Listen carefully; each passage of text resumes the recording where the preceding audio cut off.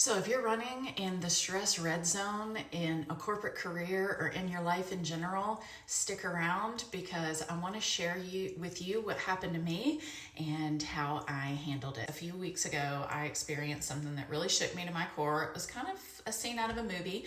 I was laying down to go to sleep when suddenly I felt tightness in my chest. It was like this really crushing pain. It went into my throat, took my breath away. It was like nothing I had ever felt before. And my heart slowed down. My arms started to tingle. It felt dizzy and lightheaded. And I wondered, am I having a heart attack?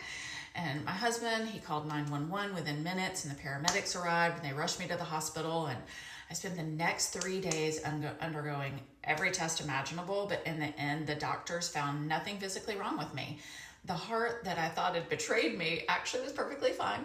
And that's when I realized that it wasn't my heart that was the problem.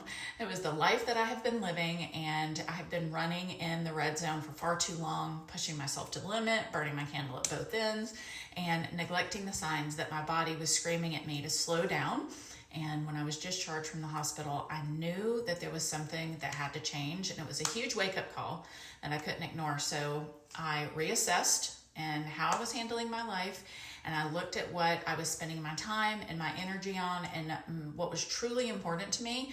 And I basically made the decision to cancel a bunch of plans that were on my calendar this year and give myself a chance to reset and heal and just really take a moment. And so the retreat is something that I booked, and the experience was so special. So Ignatius House has this incredible atmosphere, this amazing setting for the journey inward. It was centered around mindfulness practices, and it was aimed at reducing stress and cultivating a deeper sense of presence in my everyday life, which is what I was missing. And so I wanted to share with you a few things that I personally got out of it. And one of them is the power of true silence. So being in an environment where it was free of distractions, it allowed me to connect deeply with my thoughts and my emotions. And honestly, it's something that I rarely get the opportunity to do in everyday life because I booked my whole life up. Second, I experienced how mindfulness is all about bringing awareness, intentionality to every moment, and how to breathe and interact with others. And we meditated by sitting, by walking, by stretching, and by yoga. And I also discovered that stress can be managed more by effectively cultivating mindfulness and allowing us to respond to life's challenges with greater calm and clarity. And we focused on letting go, loving kindness, and peace. And so, you know what? Sometimes life has a way of forcing you to pause.